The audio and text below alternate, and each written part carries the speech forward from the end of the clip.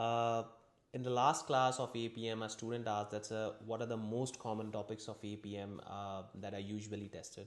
See, guys, if you see the last 5 or 10 attempts, there are most common questions that APM examiner ask, and one of the particular question is performance management, right? That's the name of the exam as well, and there are certain performance management techniques in which you have balanced scorecard, in which you have building block model, and apart from that you also have your performance pyramid. So when you see the first question, that is a 50 marks question, you realize that that particular question is usually giving you 30 marks for just evaluating the performance of an entity, and the method can be anything, right? Either it can be building block, either it can be balanced scorecard, either it can be performance pyramid, either it can be a performance improvement system, because most of the organization in APM paper, they do not have a regulated performance reporting system, and you are the consultant, those who are going to improve those performance, improve those particular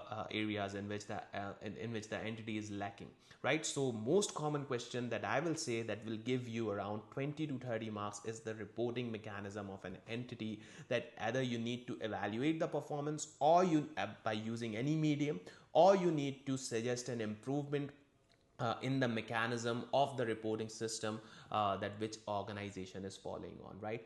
Another common question in APM that arises is what are the most easy marks in APM that a student could take, right? See, what I suggest to each and every student attempting this paper, that you should be trying to attempt that 50 mark question in a great time and in a great manner. The thing is that this question is the decider question, the 50 mark question, right? Yeah, you have two 25 mark questions as well, but this 50 mark question is the one that's going to decide that whether you will be acing this paper or not. And you have the predicted topics from that, right? You have Six Sigma, you have lean management, you have data related questions in this particular 50 marks, right? The first question that I'm talking, that you'll be getting 30 marks approx for the performance management, and 20 marks from the several different topics of APM, right? So in order to ace this paper, you need to primarily focus on this particular 50 marks, in which you have 10 marks for professional marks, and you have 40 marks for particular topics, right? Yeah, there are equally important 25 marks, 2 questions, but one student who haven't performed that much well in that first question, that is of 50 marks, this is highly likely that he'll be demotivated in question 2 and question 3, right? Because they are of 25 marks, and they are not that much lengthy. Similarly, students also ask which exam requirement should we attempt first? Either we should go on to question 2 or question 3, or we should directly be attempting question 1 first. So my particular answer would be to follow the sequence that examiner has made and try to attempt question 1 first. The thing is, question 1 is of lengthy, question 1 is of 50 marks, question 1 is of lengthy requirement, and it gets you more, it gets your mind more drained, right? And your mind is kind of a fresh when you are just seeing the exam. You must be fresh at that time, right? Your mind is particularly fresh when you are seeing this exam, right? So attempting the 50 mark question would be very likely giving you some good marks, rather than attempting that question in very last, where your mind is drained, you are running short of time.